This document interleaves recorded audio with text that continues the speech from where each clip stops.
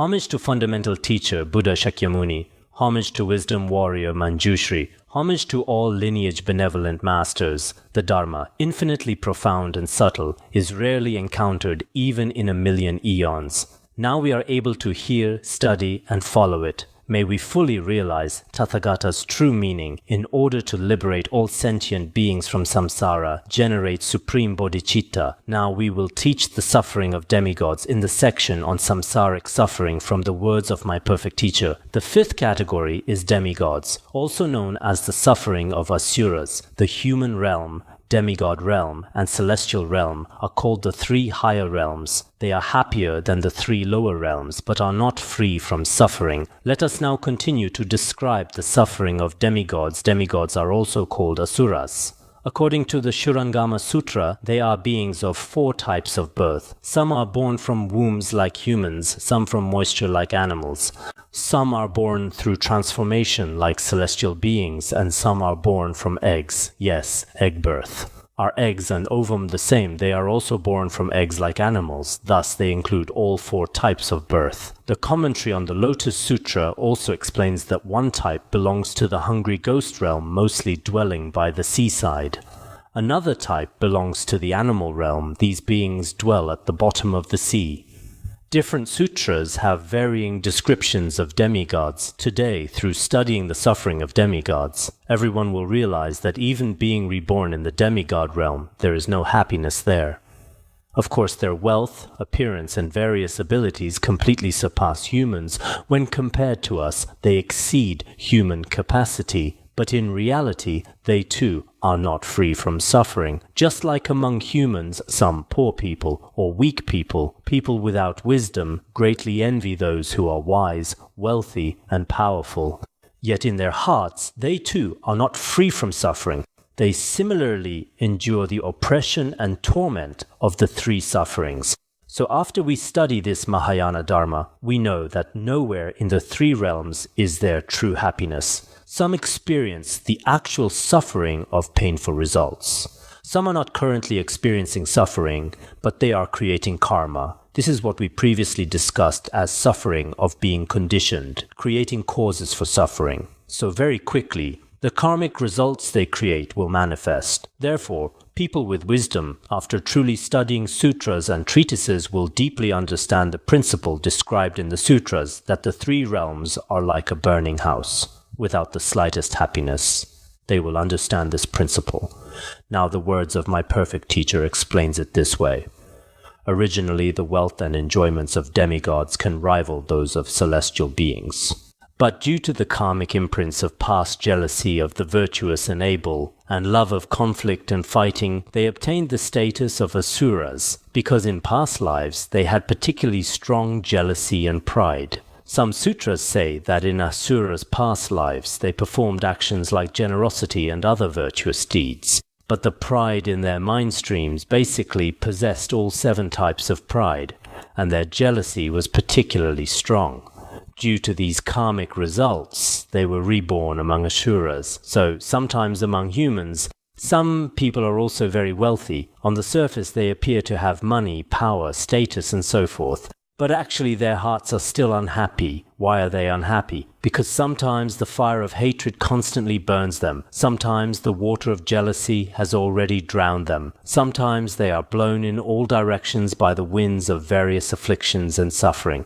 So they continuously remain in afflictions and suffering, unable to liberate themselves. Therefore, we should understand these principles. It also states here that these demigods have extremely coarse jealousy within their own territories, between region and region, between tribe and tribe, and between demigod and demigod. They are always fighting ceaselessly, incompatible with each other, constantly living amidst flying warfare. It appears they have certain wealth and their environment and appearance are quite good, but actually they are belligerent toward each other, always fighting incompatible. They constantly live in this state. Perhaps some countries in the human world have Asura karma manifesting early constantly for 7-8 years over 10 years, unable to escape flying warfare, like some Arab countries. For so many years they have continuously been in warfare.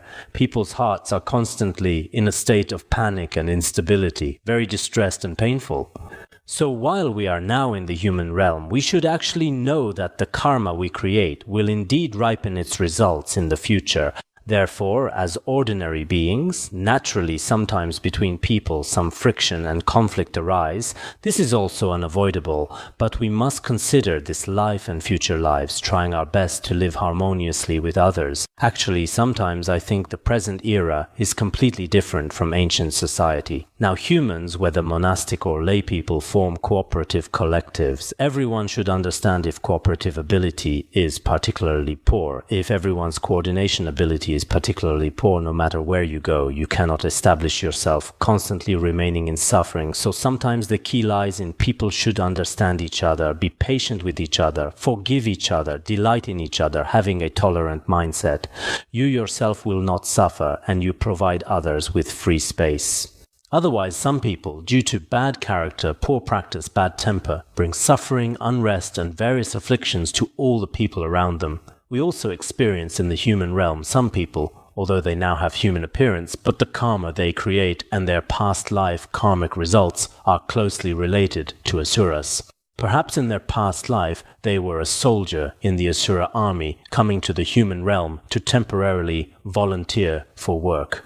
Perhaps after this work ends, they will go directly to Mount Sumeru among the asura groups to continue going to work. So in society, we often see humans should be fortunate beings, and asuras likewise have merit.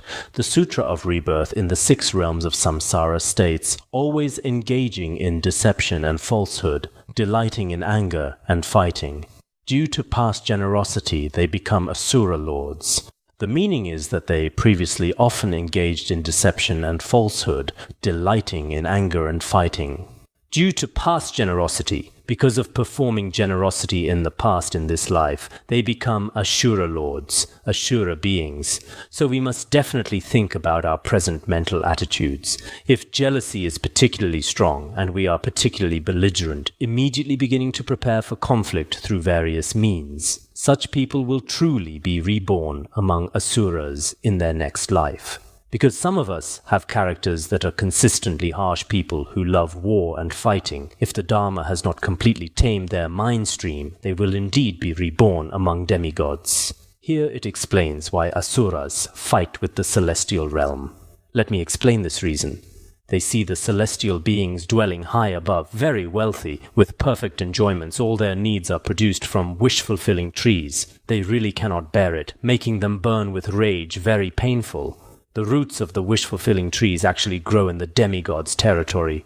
Driven by unbearable jealousy, they begin fighting with the celestial beings. When demigods engage in battle, first the demigod warriors don armor, hold weapons, fully armed. They go to fight to the death with the celestial beings, to battle with them. The treatise on the great perfection of wisdom also states that Asuras are particularly warlike, but their fighting does not break precepts. What is the reason? Because of their past merit cultivation, their precepts are somewhat different from humans. It seems like this. They prepare to battle with the celestial realm over the wish-fulfilling trees. So how do they battle? Meanwhile, the celestial beings take weapons from the course garden. Riding their guardian elephants, they go to the course garden, which is actually one of Indra's 4 great parks. After going there, the celestial beings begin bathing and taking weapons. Originally, celestial beings are very gentle, with no hatred in their hearts.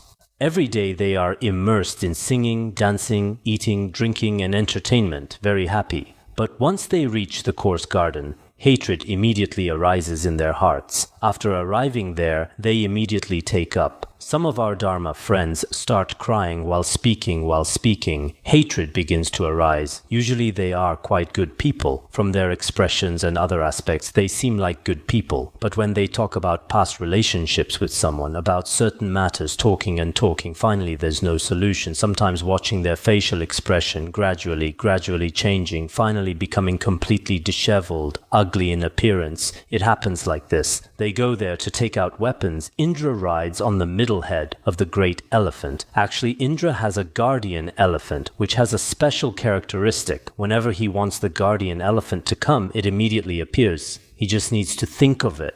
The celestial lords below him arrive immediately when he thinks of them. No need like now to call 32 celestial lords, making phone calls to each one, calling each person. No need for this. Moreover, on the guardian elephant's heads, the middle one is its own head. The other 32 all appear before Indra through his merit, immediately manifesting so many elephant heads. On each elephant head, celestial pools, goddesses, attendants, celestial maidens, and so forth, with many various resources, weapons, everything naturally complete. An extremely rare kind of magical manifestation. The elephant has 33 heads in total, with Indra riding on the middle head. The 32 retinue ride on the elephant's remaining 32 heads, surrounded by inconceivable celestial armies, making deafening sounds, majestic and unstoppable. They advance menacingly and magnificently, arriving at the place where asuras and celestial beings have their decisive battle. Just like the conflict between America and Afghanistan, during the process of both sides fighting desperately, the celestial beings' vajras, precious wheels, short spears, iron crossbows, and various weapons rain down like raindrops on them, continuously dropping various weapons. Especially Indra's Vajra, once used will definitely hit the opponent, and once hit will definitely cause injury. All these injured asuras will die. Other sutras explain many characteristics of the Vajra, which you might remember through their supernatural powers. They can embrace great mountains and casually throw them.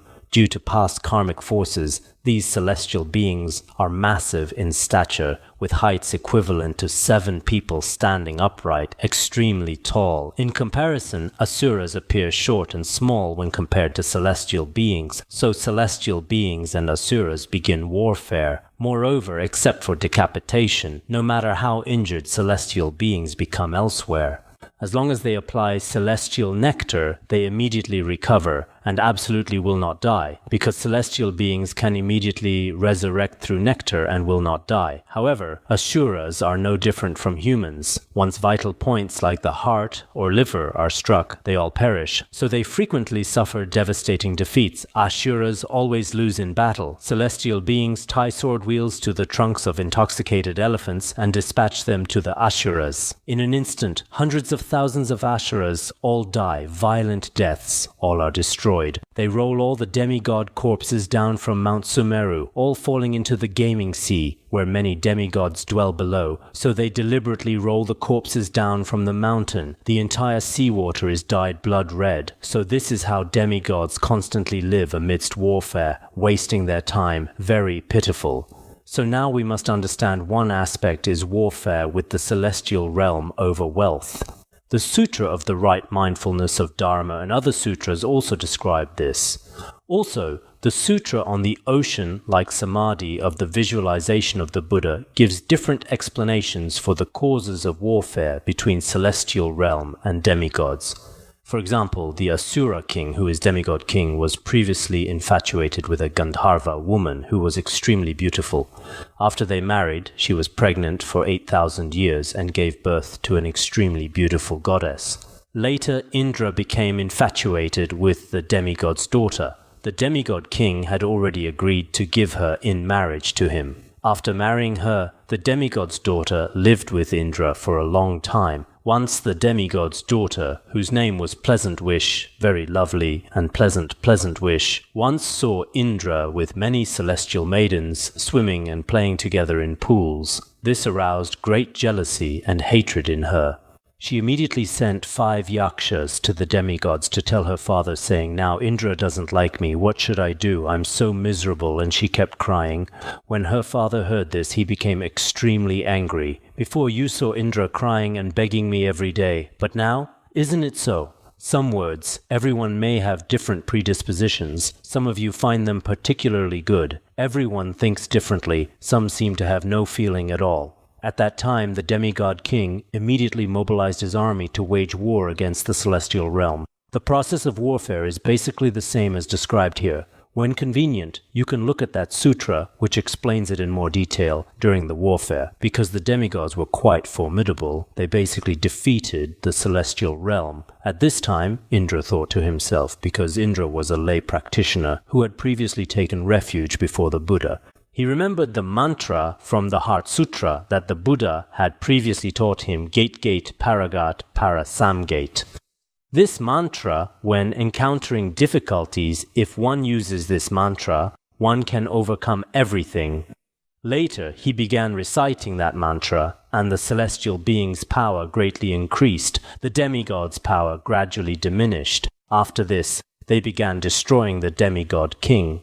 Later, the Asura king had no choice, running and running, up to heaven and down to earth. There was nowhere to hide. Finally, he hid inside a hole in a lotus root. The first battle was considered finished. The second time, again, Indra fell in love with another daughter of the demigod king. After she discovered this, she probably told her father. Later, because of this reason, they fought a second time. Indra used this mantra and again defeated the demigod king. Finally, the demigod king again drilled into the lotus root hole, drilling in a second time. So, when we eat lotus root, let's see if there are holes inside. Perhaps there's a demigod hiding inside.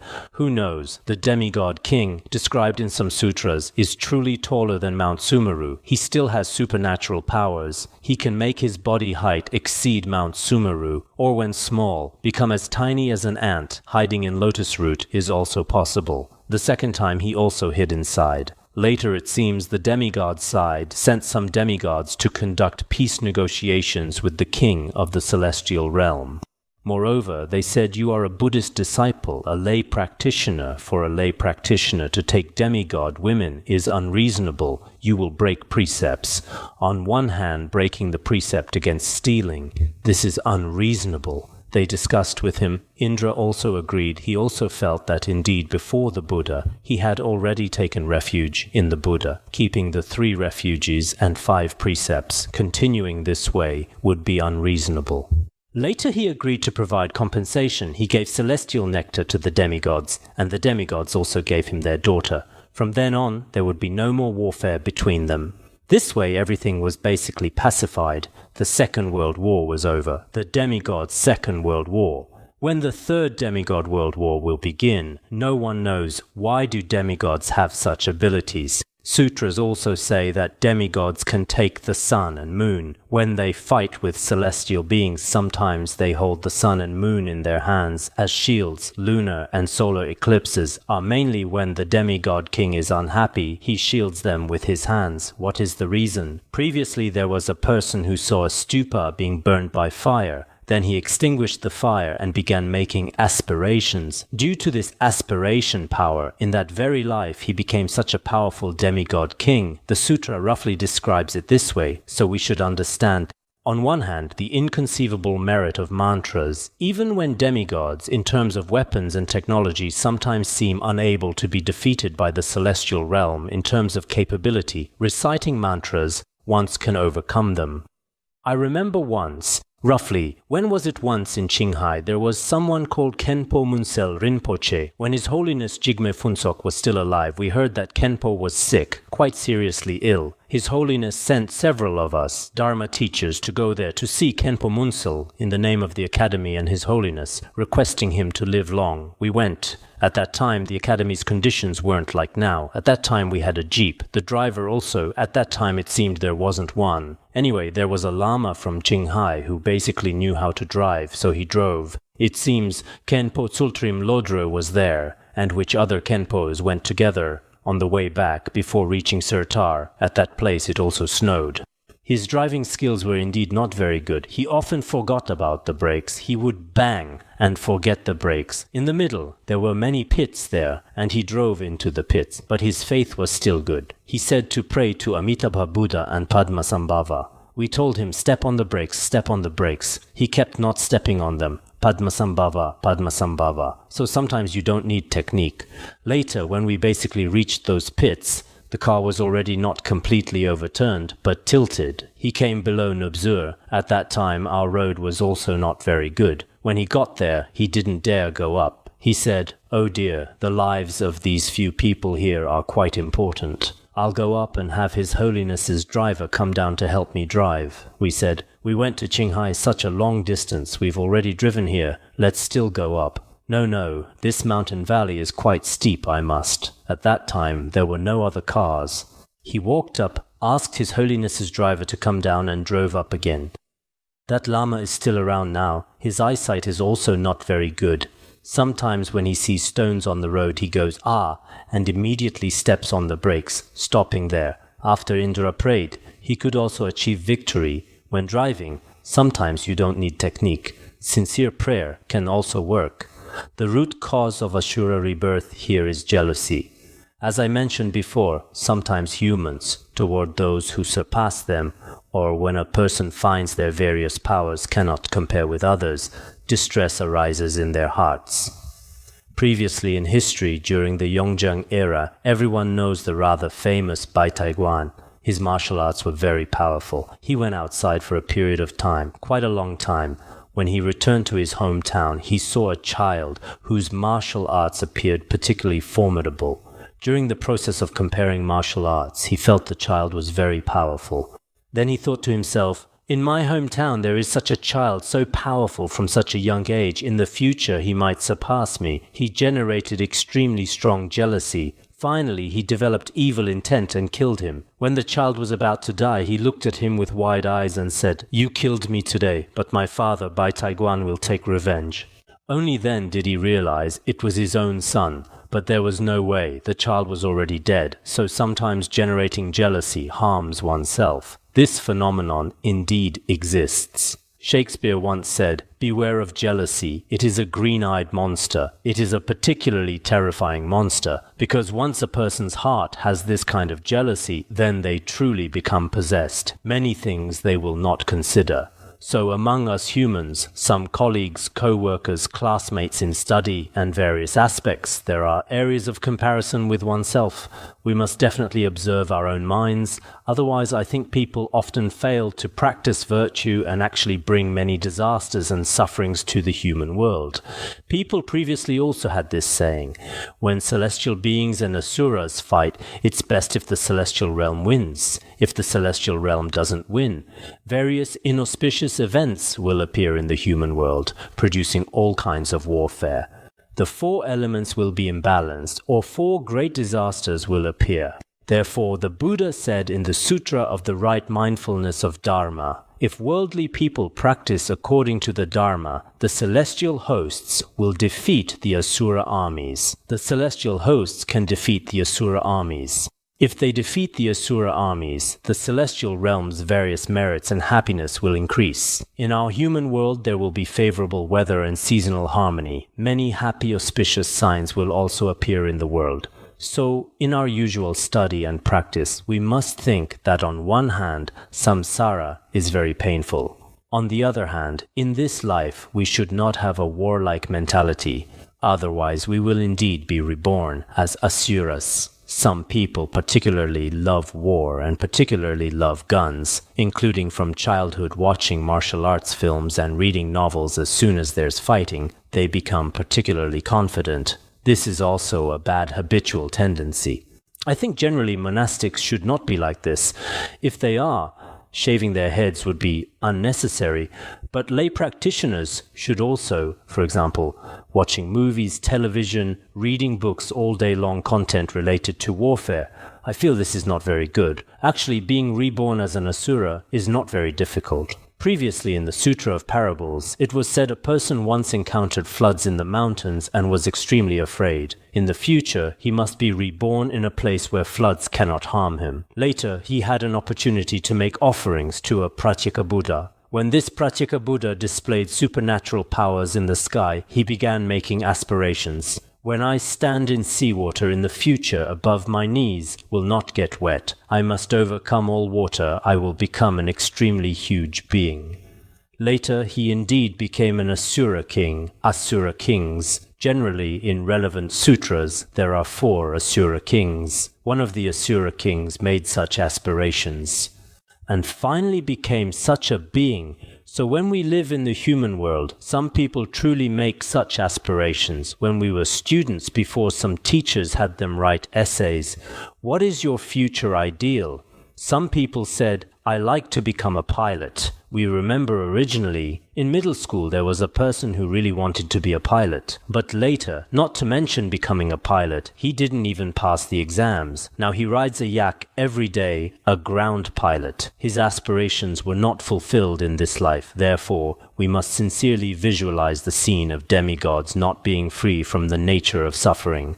Next, we will continue with suffering of the celestial realm. The sixth, the suffering of celestial beings. Originally, when celestial beings are alive, they have everything they need, happiness and bliss, perfect enjoyments. All day long they fritter away time in distraction. They have no thought of practicing the Dharma. Celestial beings are very pitiful. In terms of enjoyments, wealth, and happiness, celestial beings have everything. Unlike among humans, some wealthy people say, "Now I have everything, cars, houses, everything," but this doesn't necessarily bring happiness. Compared to the human world, the celestial realm is indeed very happy, but every day they are in distraction with no thought of practicing the Dharma. So, the Buddha said in the Sutra of the Compendium of Essential Teachings, the celestial beings are mostly indulgent, attached to pleasure, and deluded by ignorance. Celestial beings are indulgent every day, attached to comfort, deluded and confused by ignorance every day. They do not know the great suffering they will definitely experience themselves.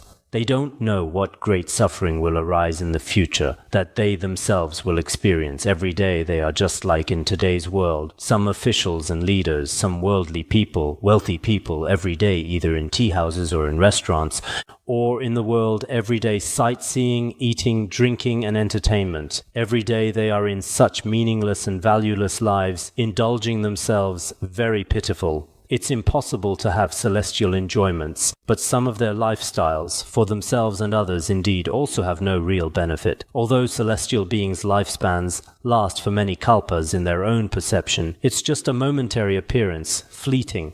In distracted confusion, their lifespans reach their end, already approaching the brink of death. Unknowingly, all time passes very quickly, so some of us who don't practice well also very quickly have death approaching. So human life is very short. When we have human birth, we should not live like celestial beings every day, in distraction or intoxication. We should not be like this, because celestial happiness is actually great suffering. It seems like in the Sutra of the Right Mindfulness of Dharma, it says, "Like honey mixed with poison, one should not eat it," meaning like honey and poison mixed together, it should not be eaten. Celestial pleasure is also like this, great suffering when declining. The meaning is, just like drinking poison, we all know this is wrong. Similarly, all enjoyments and all happiness in the three realms are actually like drinking poison, ultimately will not bring happiness. Including celestial happiness is like this, how much more so human happiness? In our human world, sometimes people think it might be quite good, but actually it's truly very painful.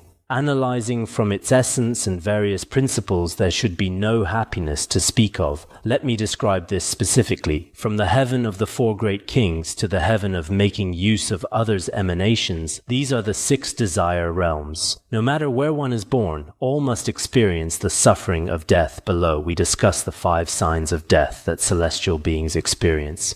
Among the 5 signs of death, what is the first one? Previously, each celestial being's bodily radiance could illuminate 1 yojana or 1 krosa. When approaching death, all the radiance from their bodies disappears. Their bodies have no light, different from before. This is the first sign. Then the second, previously, on their own thrones. No matter how long they sat, they would never feel unhappy. But when approaching death, they don't want to sit on their own thrones. They even feel uncomfortable, unhappy in their hearts, not very pleased. Some practitioners who often can't sit still. Perhaps this is a sign of death, not wanting to stay in their own homes, not wanting to be in their own rooms. Always unwilling, every day today eating here, tomorrow eating there, always unwilling to enter their own rooms. Perhaps this is a human sign of death. This is the second sign. Previously, celestial beings' flower garlands would never wither no matter how long, but when approaching death, those celestial beings' flower garlands, the many ornamental garlands on their bodies, all wither one by one. This is the third sign. Then the fourth sign. Previously, celestial garments, no matter how contaminated, would never be stained with dirt. No matter what. Unlike some of us, after wearing for 1 or 2 days, it won't work.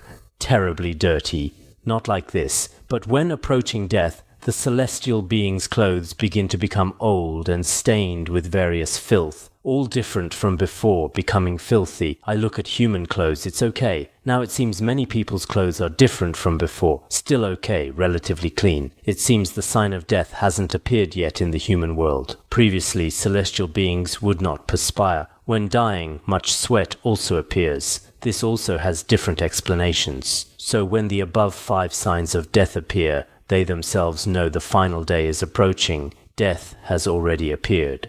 At that time, the celestial beings' hearts are extremely painful, very painful. Other gods and goddesses also know he is about to die, therefore having no choice, they come to his side to accompany him. Only from far away do they scatter various fresh flowers. They are also quite bad. When approaching death, just like now some unfilial children, when seeing their parents dying, they don't even make a phone call, don't come to see them in the hospital. This also happens in the human world. Then from far away, the gods and goddesses all scatter flowers for him, saying, "May you after death be reborn in the human world and properly practice virtue. When you come to the celestial realm again, we can accompany you, can be close to you." After wishing him well from this far distance, they have all departed one after another, never approaching at all, leaving him alone, lonely and miserable, in an extremely miserable state, constantly suffering.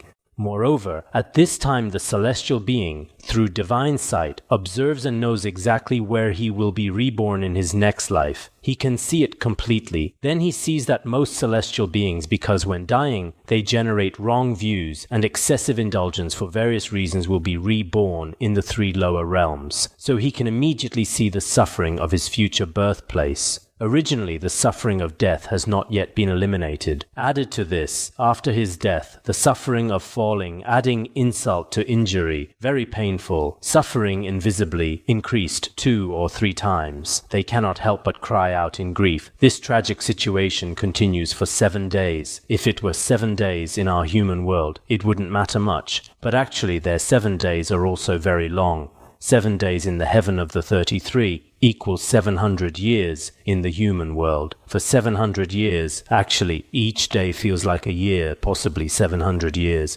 He continuously knows the hell, and suffering he will be reborn into in the future, all will be clear.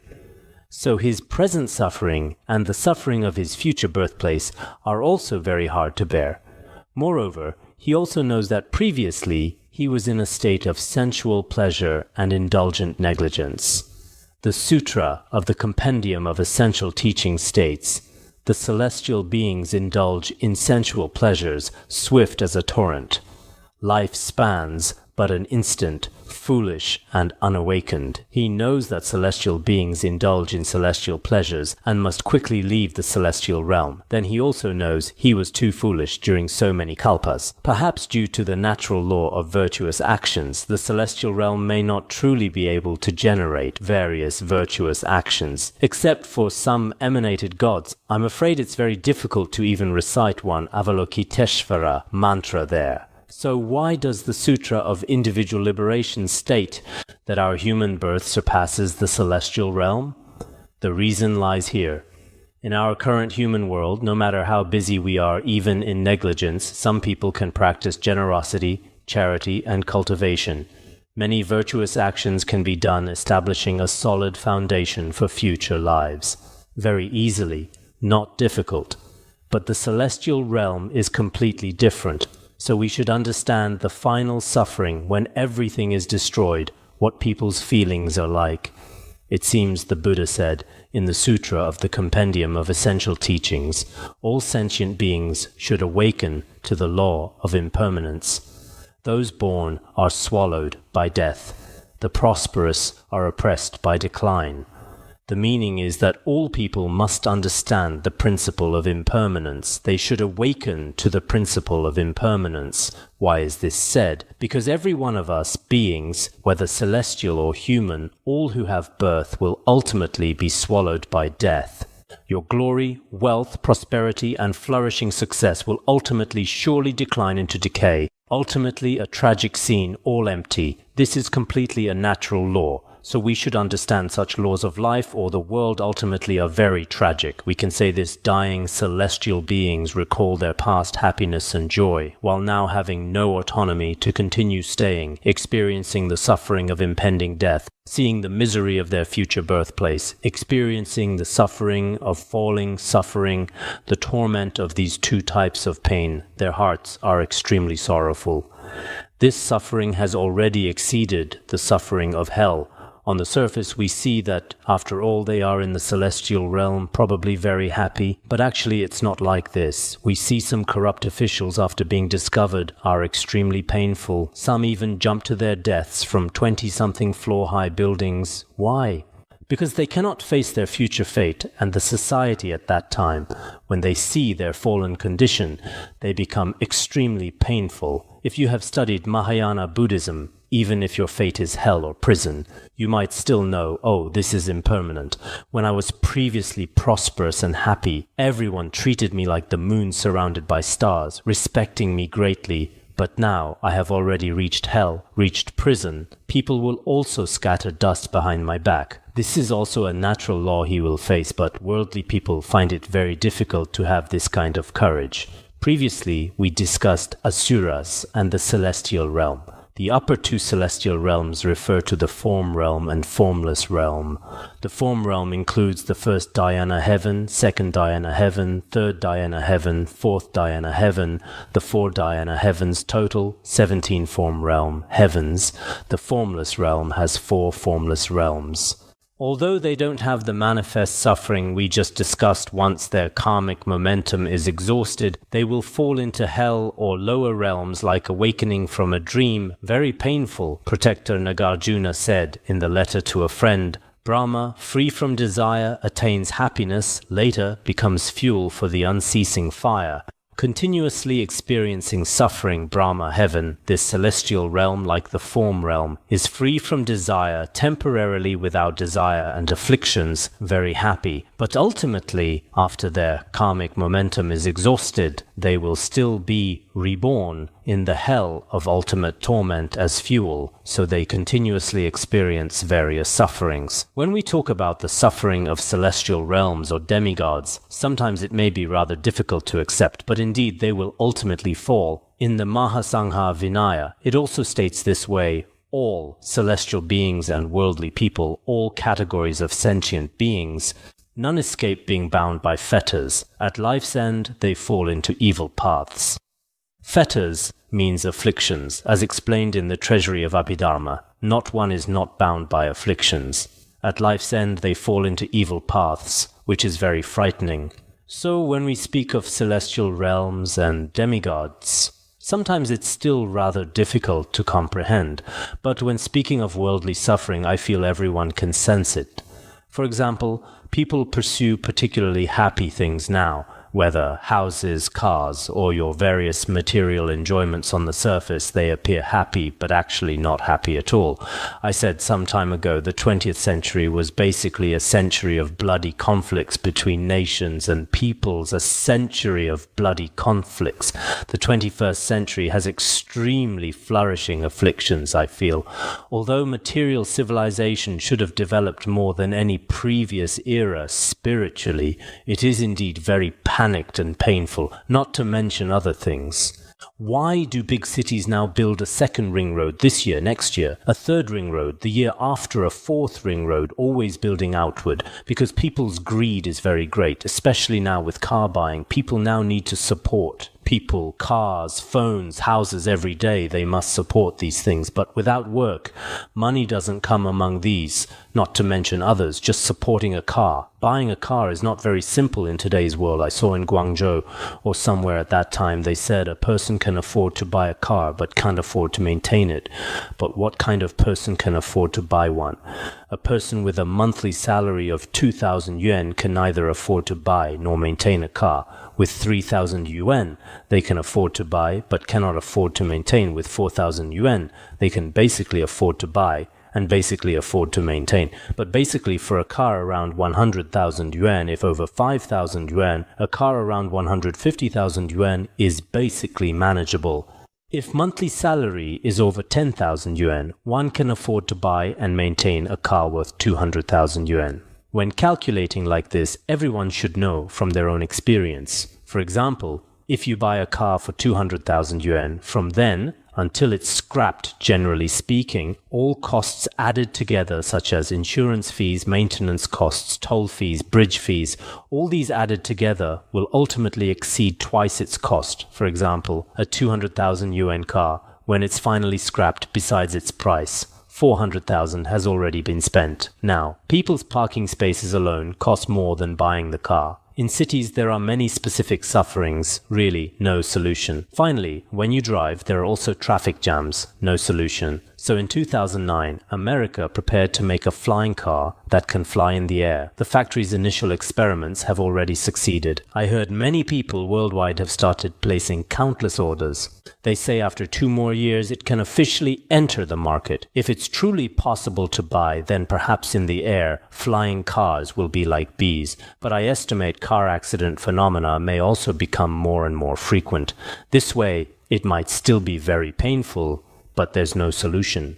When you go to Shanghai's elevated highways, you can't tell whether you're on the ground or in the air. So sometimes in big cities, people are truly forced into very painful living conditions. Previously, in the mountains, as long as there was food to sustain the body, that was enough. But now it's different. Around you, you must support both living things and non-living things. This way, to what state are humans ultimately forced? This is human suffering. I think when speaking of human suffering, without hesitation, in any corner you can find human suffering.